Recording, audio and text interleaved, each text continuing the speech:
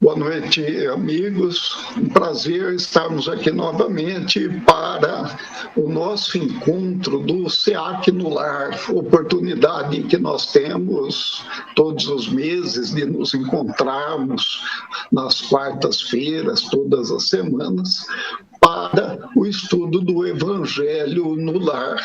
É sempre um grande prazer, uma alegria estarmos aqui reunidos com esse propósito tão educativo e elucidativo que o Evangelho de Jesus nos oferece através das lições que nos são trazidas pelas obras espíritas.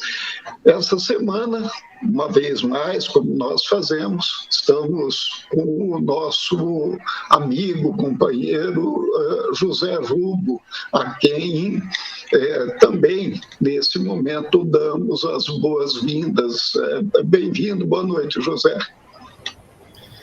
Boa noite, Maurício, boa noite a todos que nos acompanham, como sempre, uma alegria estar aqui.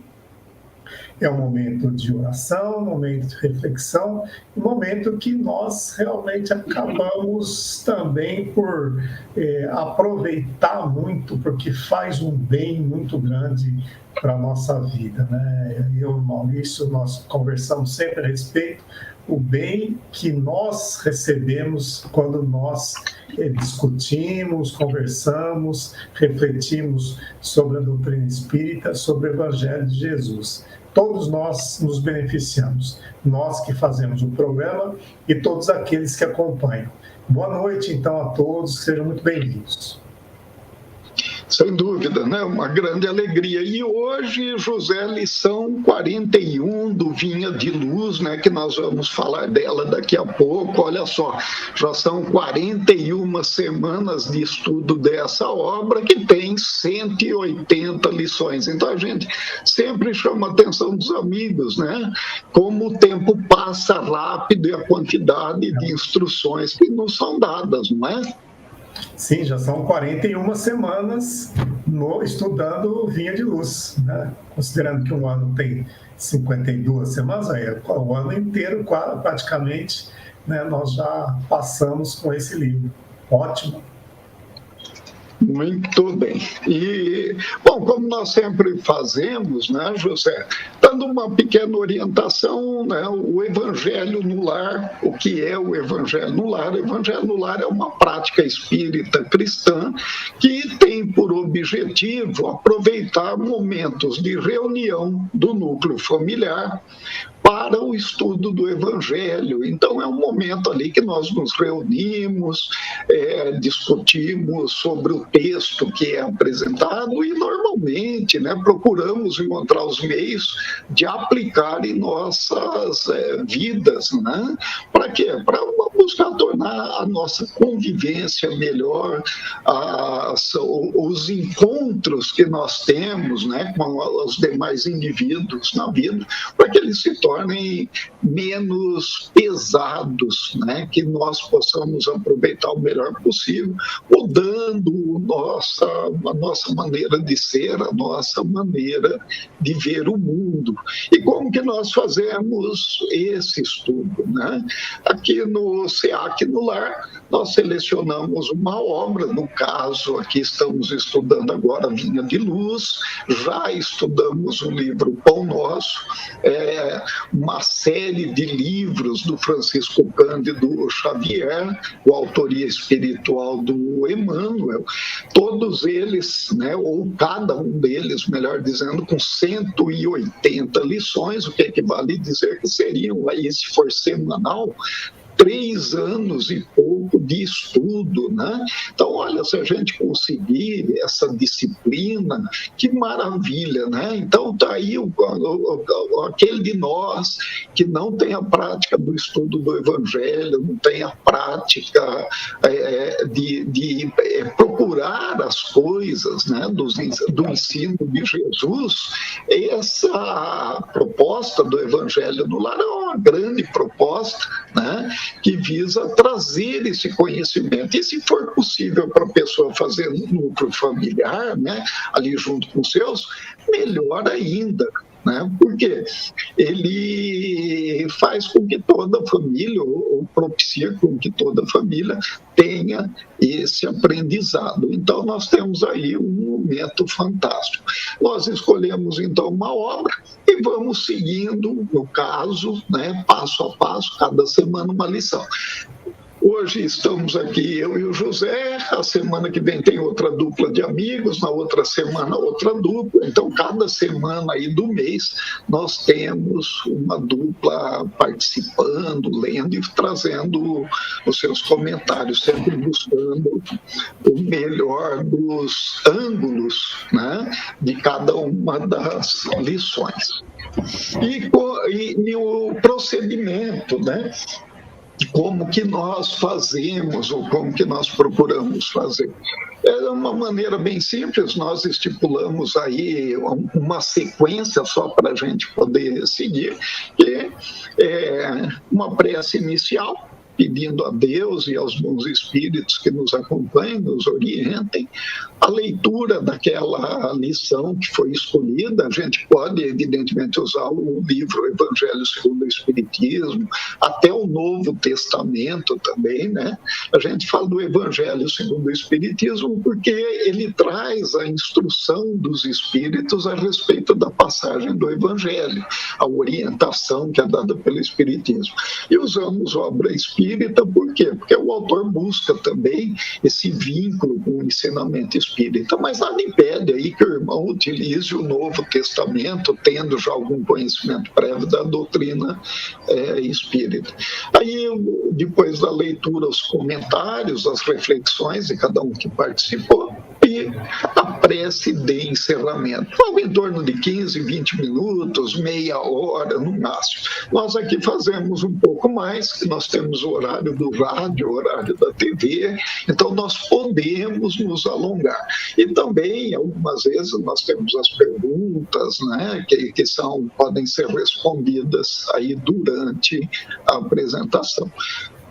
Terminado, né, esse momento, se foi deixada ali uma jarrinha de água para magnetização, para fluidificação, cada um que se faz ali presente toma um pouquinho daquela água, né, água magnetizada, que nós chamamos, e está encerrado.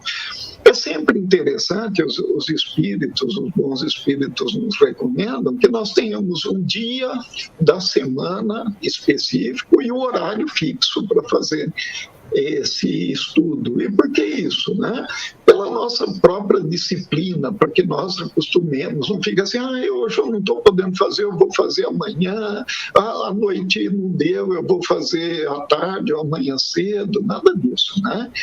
Para que a gente tenha o dia e o horário, disciplina para nós. Se houver a necessidade daqueles espíritos orientadores, protetores se fazerem presente, eles falam assim, olha, na quarta-feira, das 18h30 às 19h30, aquele nosso irmão, aquela nossa irmã vai estar fazendo o estudo. Então, a mente dele está voltada para as coisas boas, está voltada para as boas vibrações, o desejo do bem.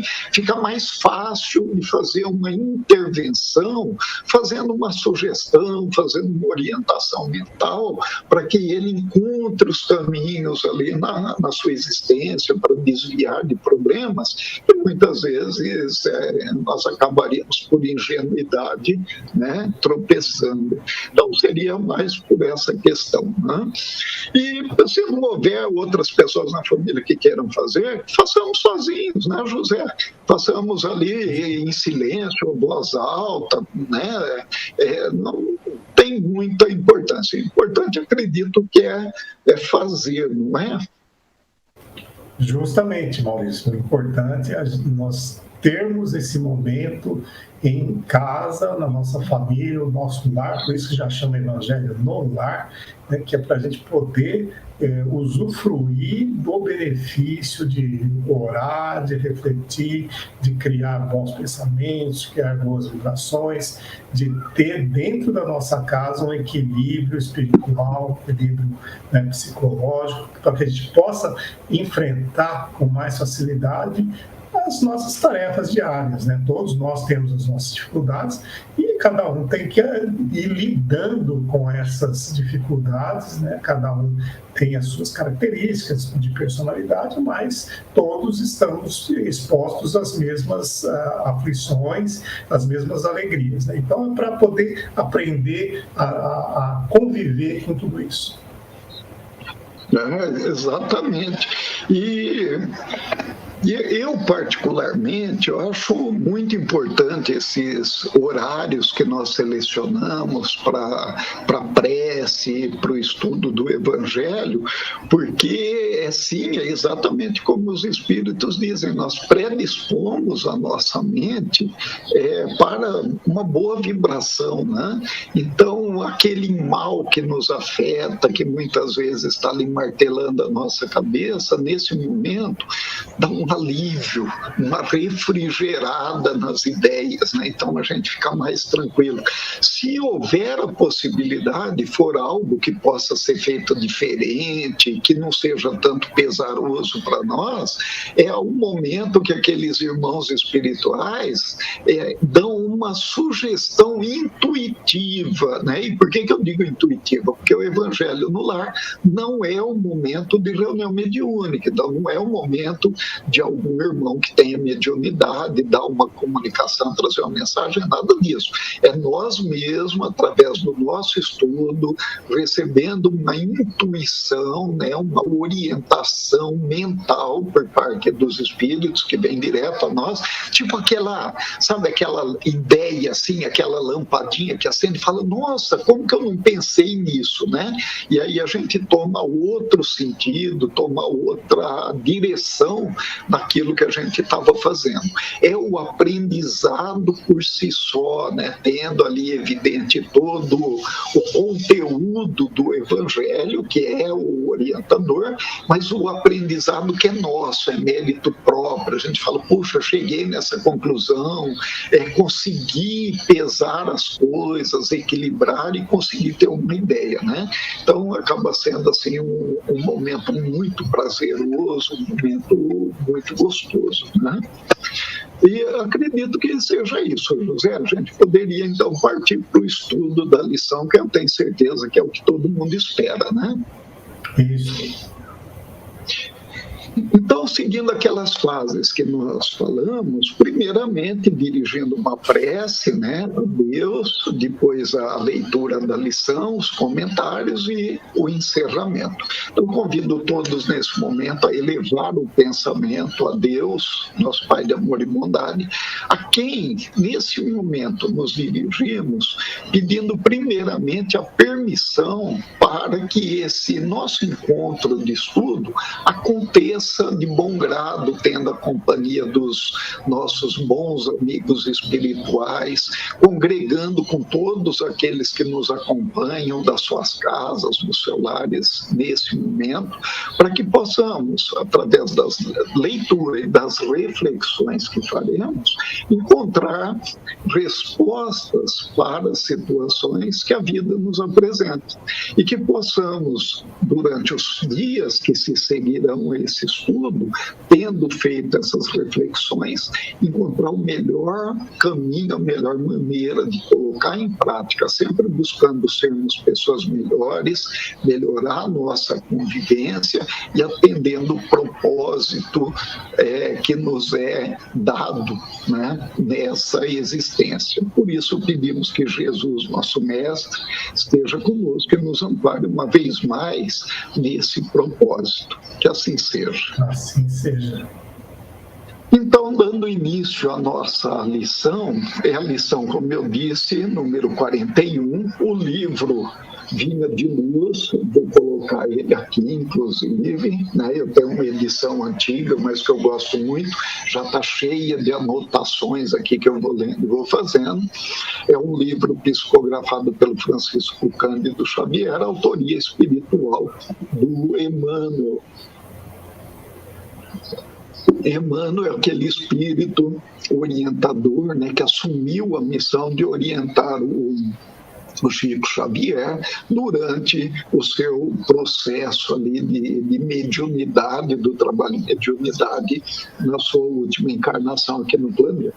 A lição número 41 tem por título Credores Diferentes. E os irmãos vão ficar muito interessados, né, nessa questão de quem são esses credores diferentes. Eu, porém, vos digo, amai os vossos inimigos. Jesus, em Mateus capítulo 5, versículo 44. O que nos diz a lição? O problema do inimigo sempre merece estudos mais acurados. Certo, ninguém poderá aderir de pronto à completa união com o adversário do dia de hoje. Como Jesus não pôde rir-se com os perseguidores no martírio do Calvário. Entretanto, a advertência do Senhor, conclamando-nos a amar os inimigos, reveste-se de profunda significação em todas as facetas pelas quais a examinemos, mobilizando os instrumentos da análise comum. Geralmente, somos devedores de altos benefícios a quantos nos perseguem e caluniam. Constituem os instrumentos que nos trabalham a individualidade, compelindo-nos a renovações de elevado alcance que raramente compreendemos nos instantes mais graves da experiência. São eles que nos indicam as fraquezas, as deficiências e as necessidades a serem atendidas na tarefa que estamos executando. Os amigos, em muitas ocasiões, são imprevidentes companheiros, porquanto contemporizam com o mal. Os adversários, porém, situam-no com rigor. Pela rudeza do inimigo, o homem comumente se faz rubro e indignado uma só vez, mas pela complacência dos afeiçoados, torna-se pálido e acabrunhado vezes sem conta. Não queremos dizer com isto que a criatura deva cultivar inimizades. No entanto, somos daqueles que reconhecem por beneméritos credores quantos nos proclamam as faltas. São médicos corajosos que nos facultam o corretivo. É difícil para muita gente na Terra a aceitação de semelhante verdade. Todavia, chega sempre um instante em que entendemos o apelo do Cristo em sua magna extensão. Como sempre, uma lição muito boa, uma lição fantástica, que nos chama a atenção para situações que nós vivemos no dia a dia, né? Aqueles credores diferentes, né? Então, ele coloca que nós temos na vida credores e que esses, porventura, sejam diferentes, né? E aí coloca-nos o texto de amai os vossos inimigos. Quer dizer que esses nossos inimigos são os credores diferentes, eles cobram de maneira diferente, seria isso? Não é? Bom, mas vamos lá verificar então cada um dos parágrafos, né, o que exatamente a gente poderia trazer de entendimento. Aqui, algum entendimento, uma pequena parte que nós passamos, mas os irmãos, inclusive, aí podem ter diversas reflexões, né, que vão enriquecer esse estudo. Então, como nós sempre fazemos, pedimos a oportunidade de contextualizar o momento. Eu gosto de passar para o José para nos falar sobre essas palavras de Jesus, né, José? Muito bem, Maurício. Bom, estamos aí então com a lição 41 do Vinha de Luz, Credores Diferentes, e o Emmanuel faz o extrato, né, do Evangelho de Jesus Cristo, uma obra, então ele tirou do Evangelho de Jesus Cristo esse versículo de Mateus capítulo 5, eu porém vos digo, amai os vossos inimigos. Bom, Mateus capítulo 5 é um dos capítulos do Evangelho mais conhecidos, né, bastante estudado, conhecido como o Sermão da Montanha. Tá? Então, em diversas situações ele é citado, diversas situações, né, nós estudamos, e aí no Sermão da Montanha existe a parte que Jesus fala, tá, orientando a multidão, ele sobe num monte, e dali ele começa, né, a ensinar, né, a dar o seu testemunho, as suas orientações. E ali então, tem a parte das bem-aventuranças, que também é bem conhecido, e depois, mais para frente, no desenrolar desse sermão, né, ele começa a falar sobre o mal, né? Então, como lidar com o mal, ali pelo versículo 38, né, que é a orientação do Antigo Testamento, do olho por olho, dente por dente, que ele contesta, né, que a orientação é nova, né, que agora você vai, né, tentar tratar com os seus inimigos de uma outra forma, amando-os, né? Então, no versículo 43, ele já fala: amarás o teu próximo e odiarás o teu inimigo. Eu, porém, vos digo, amai os vossos inimigos. Bendizei os que vos maldizem, né? Fazei bem aos que vos odeiam. Então, a orientação que ele traz muda em relação à orientação anterior que os judeus conheciam. É uma mudança grande, porque deixa de ser a lei do olho por olho, dente por dente, para passar a lei de amar ao próximo, né, como a ti mesmo. Então essa é a novidade, né, que Jesus traz nesse sermão. E aí todo também o desenrolar da orientação dele, né, se você está amando o seu inimigo, você está fazendo mais do que fazem os outros, que amaram os seus familiares, amaram os seus amigos, é muito fácil, né? Qualquer um faz isso, né? Fazer o bem a quem te faz bem também é relativamente fácil, tá? Então a boa nova, né? A nova ordem, né? O novo ensinamento é amar ao próximo como a ti mesmo, e amar os teus inimigos, porque o teu inimigo entre aspas, né, nós vamos ver na lição também, né, ele é o seu próximo também, ele merece, como todos os outros irmãos, o mesmo tratamento que você precisa dar. Esse é o contexto, Maurício, né? Então, nós estamos falando do Sermão da Montanha e dessa máxima que Jesus trouxe de amar os inimigos.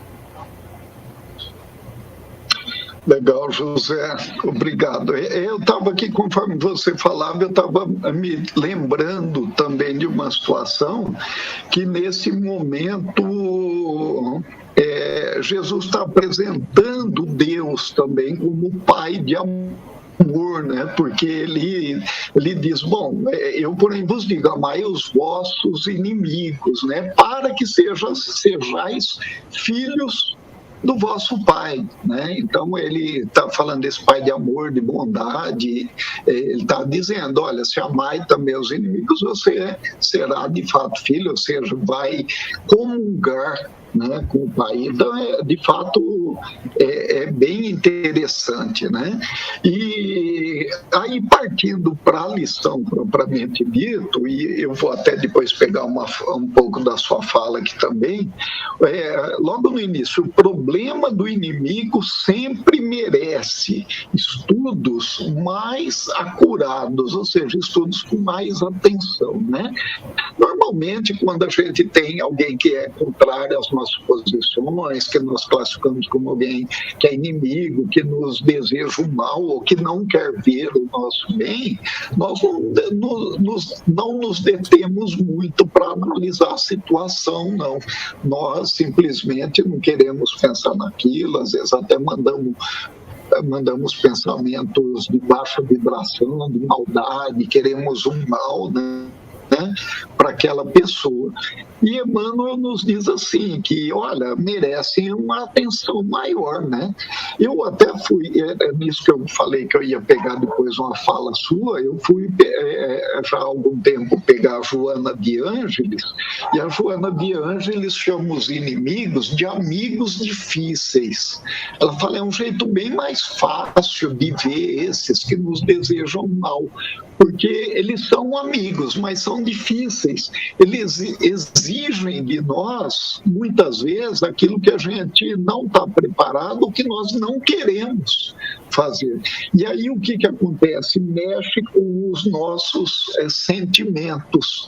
Então, a análise mais acurada, né, o estudo mais acurado, ele, na verdade, ele não deve ser feito sobre aquela pessoa, mas sobre os nossos sentimentos, quando aquele indivíduo que nos é contrário, ele apresenta algo que nos seja agressivo, que nós consideramos cruel e que nós, por isso, temos sentimentos diferentes, né? Então, a gente muitas vezes fala, poxa vida, olha, eu gosto de todo mundo, tenho bons sentimentos para todo mundo, mas para o fulano eu não consigo. Eu não consigo desejar o bem. Se acontecesse algo de ruim para ele, eu acho que eu até ficaria feliz. Então, qual é a análise que eu tenho que fazer? Por que isso acontece comigo? Eu estou analisando uma das fases, né, que vai ser citado logo abaixo também, né? Por quê? Que com todo mundo eu tenho bons sentimentos e com esse específico não. O que é que ele, usando o título, o que ele cobra de mim que é diferente, né? O que ele pede e que eu não quero ou não tenho condições de dar? José, eu acho que nessa primeira frase, né, aliás, o Emmanuel dá o tom de uma conversa muito importante e de grande significado, não é? Exato, que ele já coloca de início como sendo um problema, quer dizer, o problema do inimigo merece estudo, quer dizer, eu tenho algo, o problema encarado como algo a ser resolvido. Não é simplesmente um problema e eu quero afastar isso. Não, eu tenho um problema e eu quero resolvê-lo. Então, o Emmanuel coloca dessa forma e nós vamos fazer os nossos estudos, né, para poder tentar resolver esse problema. Nós queremos essa resolução. Nós não queremos o desafeto, nós não queremos a intriga, nós não queremos a dissensão, nós queremos que haja harmonia. Então, nós vamos trabalhar em cima disso. É por aí que vai o Emmanuel. Exatamente. Bom, continuando então, né? Certo, ninguém poderá aderir de pronto à completa união com o adversário do dia de hoje. Como Jesus não pôde rir-se com os perseguidores no martírio do Calvário, ou seja, quando é recente ainda a situação, fica difícil, né, de se encarar. A gente tem, sim, dificuldades, problemas, não quer nem pensar a respeito, cada vez que pensa, mexe com a gente, vem aquela sensação de frustração, de vergonha, de ódio, né? Depende muito ali daquilo que envolveu a gente, mas vem tudo de novo. Por quê? Porque o negócio está recente ainda, acabou de acontecer a situação que provoca a inimizade, o que demonstra a inimizade. Porém, com Com o passar do tempo, e é importante que haja uma dedicação em busca dessa nova situação, vai amenizando. Desde o quê? Eu não ficar alimentando a situação, nada disso. Fiz a análise, entendi o que é que mexe comigo, eu vou querer trabalhar essa situação, eu vou buscar resolver. Afinal de contas, eu não quero inimizade, e não é nem tanto pelo inimigo, pelo que me deseja mal, é por aquilo que aquela sensação faz comigo, como mexe com os meus sentimentos. Entretanto, a advertência do Senhor, conclamando-nos a amar os inimigos, reveste-se de profunda significação em todas as facetas pelas quais a examinemos, mobilizando os instrumentos da análise comum, ou seja, por qualquer ângulo que eu analisar a situação, né, eu vou encontrar pontos positivos, eu vou encontrar situações que vão falar de mim, do que é que se passa dentro de mim. Já contei outras vezes aqui para os companheiros, né? Uma vez que me encontrando com um dos companheiros espíritas e a gente conversando a respeito, ele falou, olha, tem uma técnica para a gente poder aceitar melhor e compreender a pessoa e analisar a situação. Eu tenho que mentalmente abraçar a pessoa. Então, eu tenho que me dirigir a ela. E pensam que é fácil? Não é fácil, não. Né? Porque a mente, ela cria uma realidade, ela cria obstáculos. Então, aquele que, de alguma maneira, nos constrangeu, nos fez passar por alguma situação difícil, nós temos uma barreira contra ele. Não quer nem pensar. Né? Aí eu ainda brinquei com ele. Falei, mas eu não quero pensar que eu estou abraçando a pessoa. Se for para pensar que eu estou com as mãos no pescoço dela, tal, e aí ele falou assim, esse é a forma de pensar que só vai agravar a situação. Então você não quer resolver, você quer ir lá, você quer vingança, você quer ir lá matar a pessoa, não é? E não é desse jeito, não foi isso que Jesus falou. E ele nem estava falando que era para você ser bonzinho, ele estava dizendo que você tinha que fazer para tirar esse sentimento e você viver melhor. Né? E o outro? Não, o outro é problema do outro. O seu problema é resolver com você. Então você vai treinar. E foi assim, ele contou que era uma situação difícil, eu fiz o experimento e era uma situação difícil, mas funciona. O negócio resolve. Eu tiro o bloqueio mental, eu me predisponho a resolver, e aí o outro continua sendo exatamente quem ele é e do jeito que ele é, mas eu não sou mais o mesmo que foi ofendido ou que se sentiu ofendido. Então eu consigo analisar por outra faceta. E eu percebi, e eu acredito que os amigos, se praticarem, se pensarem a respeito, vão perceber e entender isso também, que funciona muito bem, resolve as situações. Tem aí um amigo que você não quer mais falar com ele, sente que ele é seu inimigo, tem o parente aí que fofoca, fala mal de você, faça o exercício de abraçá-lo mentalmente. Esse é o primeiro passo, não vai resolver nada, mas é o primeiro passo para fazer essa receita de Emmanuel aqui, tá bom? Já passou por isso, José? Quem nunca? Né? É isso. Todos temos as pessoas com quem nós não nos damos bem, né? E isso é normal. E nós somos muito sujeitos às nossas emoções. Né? Nós aqui nesse corpo físico, nesse estágio de evolução que nós estamos, nós somos sujeitos às emoções. Então é natural que a gente sinta aversão a uma determinada pessoa, que a gente não queira estar na presença daquela pessoa, que a gente até sinta mesmo o desejo de vingança, de pensar o mal daquela pessoa. Né? Então, da nossa natureza atual, né? Do nosso estágio evolutivo.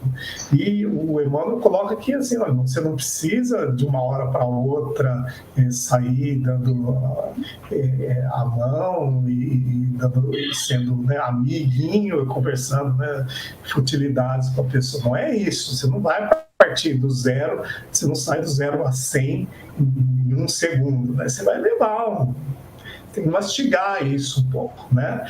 Nós precisamos assimilar isso, né? E aí, se o outro vai responder positivamente ou não, como o Maurício falou, é problema dele. Então, nós estamos fazendo a nossa parte, estamos trabalhando internamente esse sentimento negativo, essa emoção negativa, para que a gente possa se libertar dela, né? E nos libertando desse sentimento negativo, nós estamos nos aproximando da lição de Jesus, de amar, né? Amar os nossos inimigos. Eu vou primeiro, antes de amar, eu vou deixar de odiar. É o primeiro passo. Não, e é muito interessante esse exercício, porque assim, depende exclusivamente de nós. O outro nem sabe que nós estamos exercitando. E quanto mais difícil for a questão do relacionamento, maior tem que ser a nossa força de vontade de resolver, onde a gente prova para nós mesmos que nós queremos de fato resolver. Fantástico o exercício. Continuando, geralmente somos devedores de altos benefícios a quanto nos perseguem e caluniam. Bom, mas eu estou devendo? Provavelmente estamos devendo.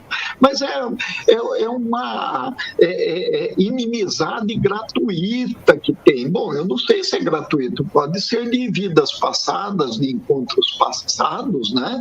Ou pode ser simplesmente porque as faixas de vibração minha e da outra pessoa, elas são tão diferentes que elas se chocam, né? E daí o outro, aquele que se apresenta naquele momento, ele me cobra não de algo que eu deva para ele, mas de algo que eu devo para o universo ainda, que eu ainda preciso melhorar em mim, né? Então sim, somos devedores de altos benefícios, sem dúvida.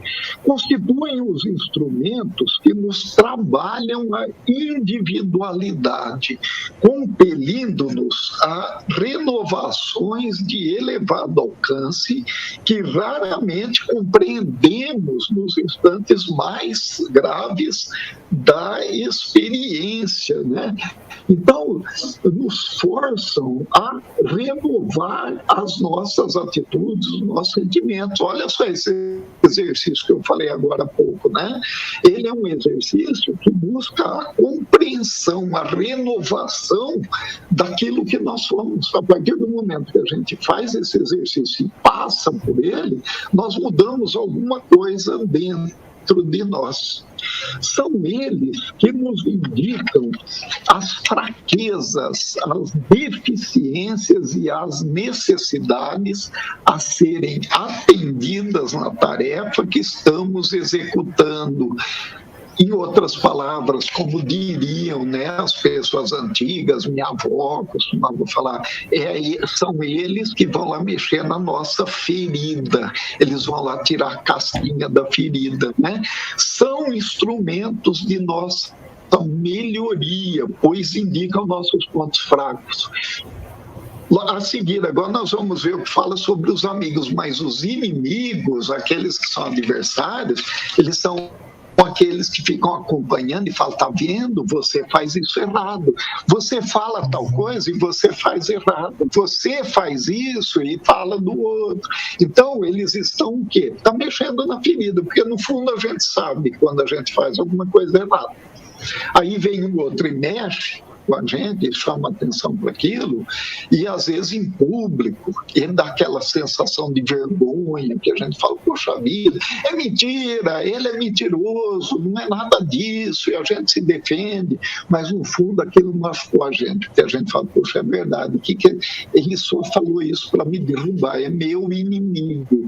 E a proposta aqui de Emmanuel, e derivada lá da frase de Jesus, é, olha, ele não é seu amigo, é seu inimigo, ele é alguém que está indicando onde você precisa melhorar. O que você acha? Você quer melhorar ou quer continuar sendo desse jeito?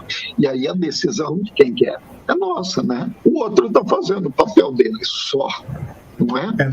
No momento em que acontece a agressão, em que você se sente ofendido, como o Emmanuel está dizendo, é difícil você ter essa percepção de que isso é um bem, um benefício para você.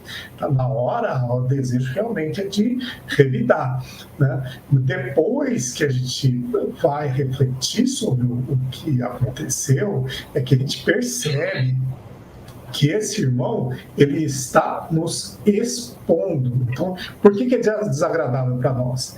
Porque está nos expondo, está desnudando, né, a nós, para que nós possamos nos enxergar como realmente nós somos.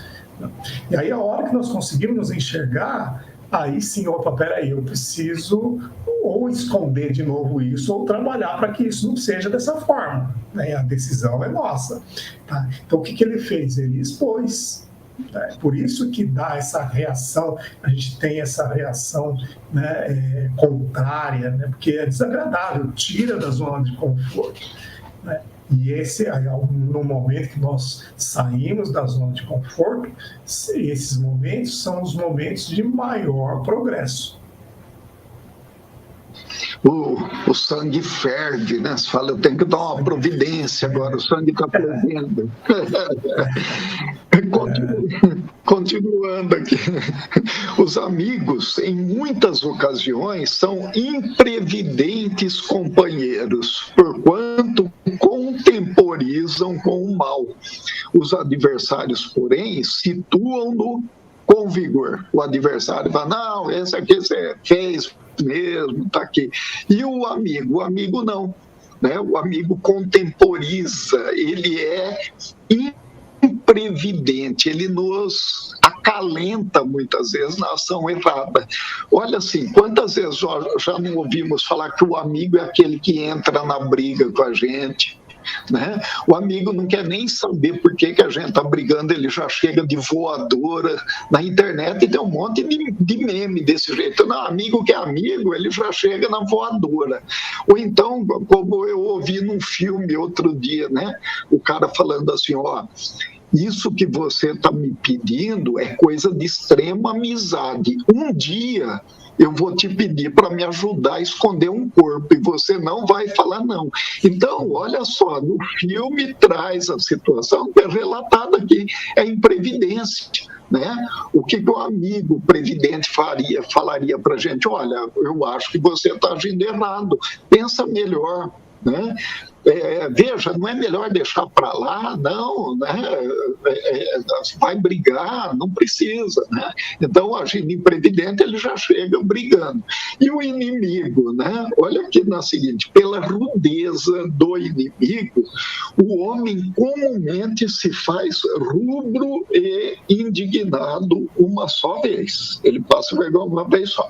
Mas pela complacência dos afeiçoados, torna-se pálido e acabrunhado, né? Vezes sem conta. Aquilo que a gente falava, o inimigo te faz passar vergonha, né? Porque ele te expõe, mas te faz repensar os atos quando você se predispõe a observar aquilo que ele tocou, né? Aquela ferida que ele mexeu, não é? Ele mexe pontualmente, ele vai como é a ferida, tá? Então é aqui que eu vou mexer, ele vai ali. E o amigo, às vezes, ele vai fazendo uma porção de coisas que você não percebe, ou, né, deixa passar, né, mas que você sempre está ali em situação desconfortável. Né? Então, nesse aspecto é que o inimigo ele é um professor melhor do que o amigo. Vamos lá, então, continuando, né? Não queremos dizer com isso que a criatura deva cultivar inimizades. Então, veja bem, aqui ó, o que o Emmanuel está falando, ó, não é porque o inimigo ensina a gente melhor do que o amigo que a gente deve cultivar inimizade, né? Não, eu vou fazer uns inimigos aí, porque os inimigos vão me ajudar a entender de mim. Não, não é isso. Precisa aprender. Se for desse jeito, José, a gente vai ter que criar um batalhão de inimigo, porque se for levar em conta o quanto a gente vai aprender, você tem que chegar lá no time no time de futebol lá. Vai comprando capacete, caneleira, porque vai precisar. É isso mesmo, né? Então, aqui, ó, no entanto, somos daqueles que reconhecem por beneméritos credores quanto nos proclamam as faltas, né? Então, não vou sair por aí fazendo inimizade, cultivando inimizades, nada disso. Vou trabalhar para o bom relacionamento, para que não haja essa questão. Mas onde ela começa? Ela vai começar dentro de mim. São as alterações. Eu me lembro, muito interessante, o Chico Xavier, que é inclusive o autor aqui do livro, que psicografa o livro, né? Em muitas situações ele foi ofendido, né? Ele foi atacado, ele foi ofendido, ele foi chamado de charlatão, ele foi chamado de mentiroso, embusteiro. Quando ele psicografava as cartas, tiveram pessoas que falaram, não, então, é um mentiroso, meu filho jamais falaria isso, meu pai não era desse jeito. Uma cena muito interessante no filme, né, do Chico, As Mães de Chico, se eu não me engano, onde a senhora cospe na cara dele, né, chamando ele de embusteiro. E o que ele faz? Né? Ele não reage contra a pessoa. Ele assume uma posição e a gente vê a serenidade dele de refletindo e pedindo para a pessoa, olha, me desculpa, eu não quis ofender, tal. O que ele estava fazendo aí? Ele estava analisando que mesmo não se considerando errado, talvez a maneira que ele tenha se dirigido, a maneira que ele tenha feito, não se fez explicar, não se fez ser entendido e que aquilo foi ofensivo para a pessoa. Ele está buscando dentro dele uma posição de paz, de equilíbrio, de serenidade. É claro que nós assistindo, a gente fala, não, né?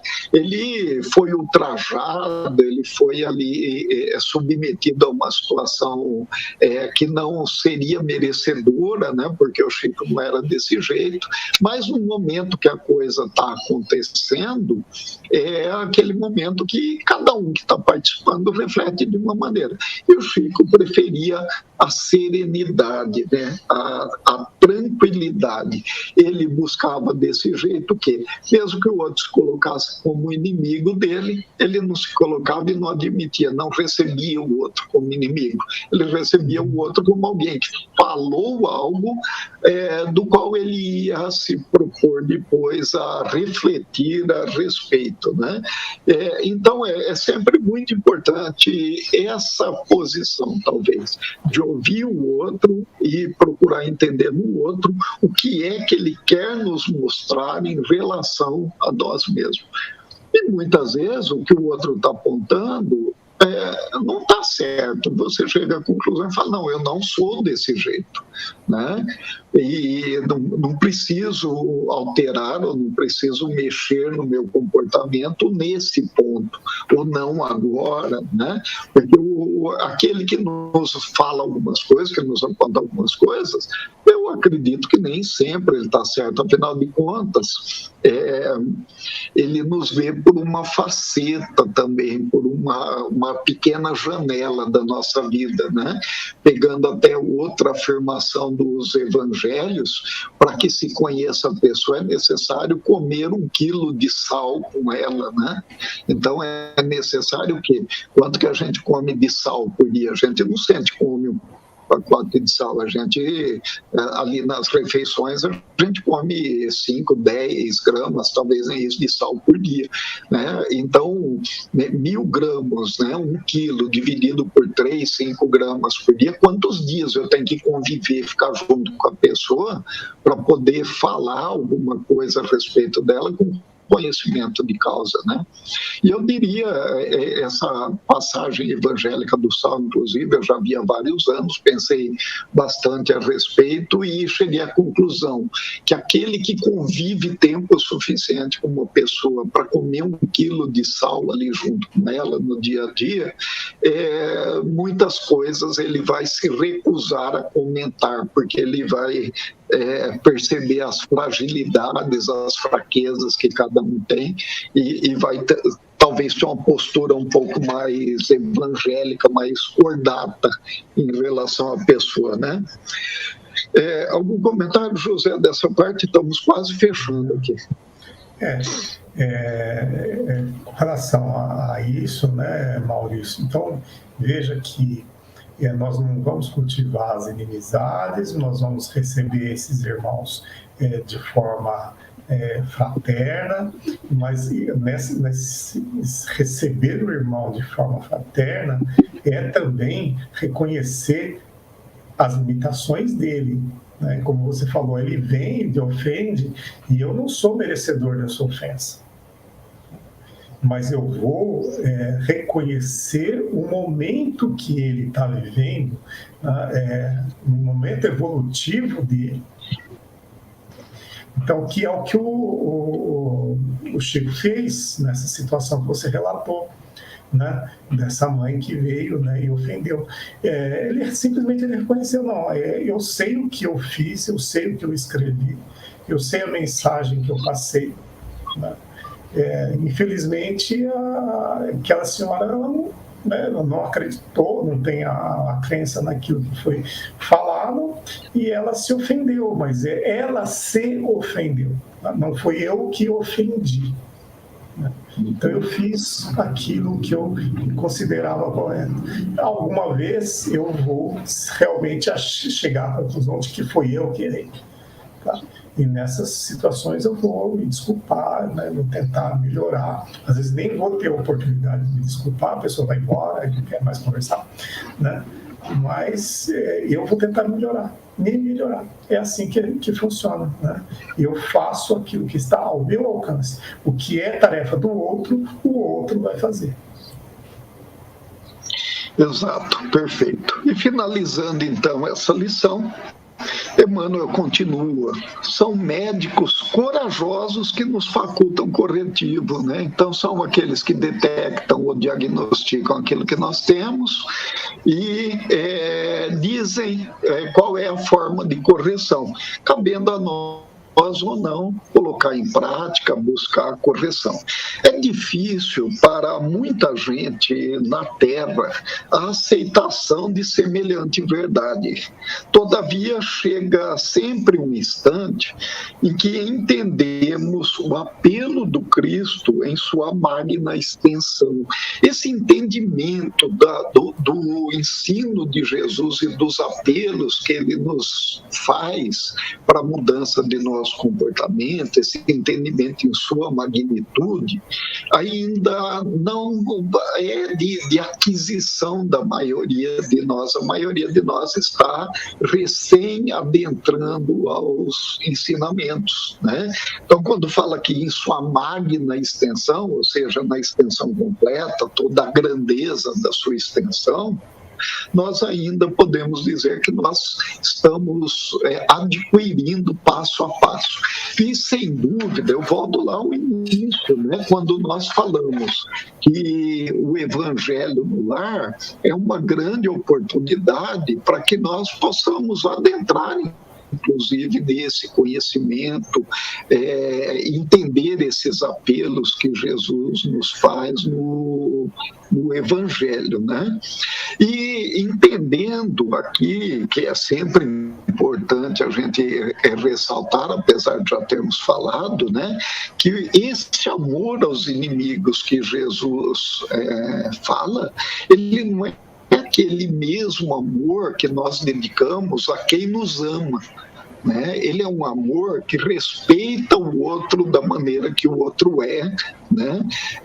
Dirige bons pensamentos, busca uma pacificação mental para que o vínculo vibratório que prende aquela pessoa que pensa diferente, que deseja diferente, ele seja rompido, né? Porque se aquele se nos apresenta em um determinado momento como alguém contrário, alguém que pensa diferente, é porque existe um vínculo vibratório que ressalta essa negatividade.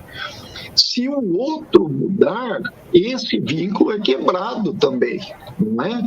Mas qual a probabilidade do outro mudar? Eu não sei, depende dele. Qual a probabilidade de que eu mude? Isso eu sei, depende de mim. Então é isso que Emmanuel trabalha nessa lição, né? As possibilidades que nós temos de mudar a nossa faixa mental, a nossa natureza de pensamento, para que nós possamos nos desvincular dessa vibração negativa que nos prende a maus sentimentos, a sentimentos negativos, sentimentos que fazem mal ao nosso corpo espiritual e ao nosso corpo físico, e não ao outro, né?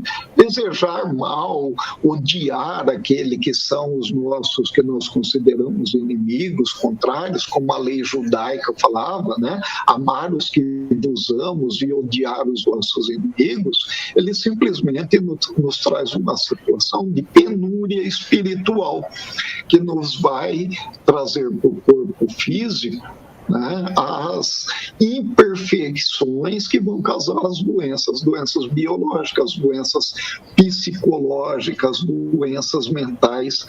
Hoje, essas duas últimas, né, estão em moda, a ponto de lotarmos os consultórios, as clínicas dos psicólogos, dos terapeutas, dos psiquiatras, e acabarmos tendo diversos tipos de problemas renais, cardíacos, gastrointestinais, né?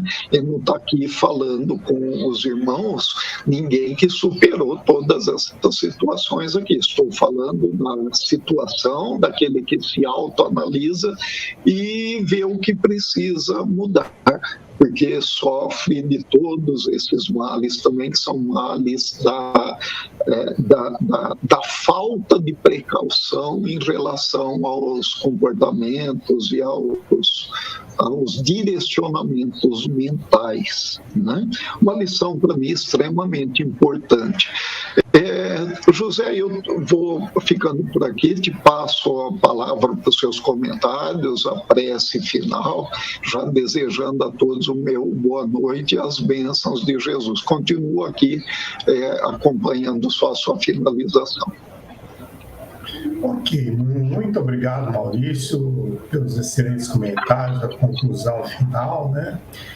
Vamos lembrar, então, que amar os nossos inimigos não é tão difícil quanto parece, né? Apenas fazer essa contextualização que nós fizemos aqui do que significa amar os inimigos, mudar o pensamento, mudar a forma de enxergar ao outro, né? Então, como diz o Emmanuel, ele é um credor diferente dos outros credores. É um credor diferente, né? Então nós vamos lidar com ele de uma forma diferente, sem criar antagonismos. Então, nesse momento, depois de toda essa reflexão do Evangelho no lar que nós fizemos aqui, chega o momento de nós fazermos a nossa oração de encerramento, agradecendo a Deus Pai uma vez mais por estarmos aqui, podemos ter esta reunião, esta interação, lembrando, né, que estamos entrando agora então neste mês de dezembro, onde tem tantas celebrações, a celebração do nascimento de Jesus, que nós possamos renovar a nossa fé, renovar a nossa felicidade, a nossa alegria, que nós possamos usar deste clima de final de ano para que nós nos proponhamos, né, a fazer uma mudança verdadeira, né, que nós realmente consigamos abrir o nosso coração para os nossos irmãos também lembrando daqueles mais necessitados, para que eles recebam a caridade, recebam o amor, né, recebam o suprimento para suas necessidades físicas e também para suas necessidades espirituais.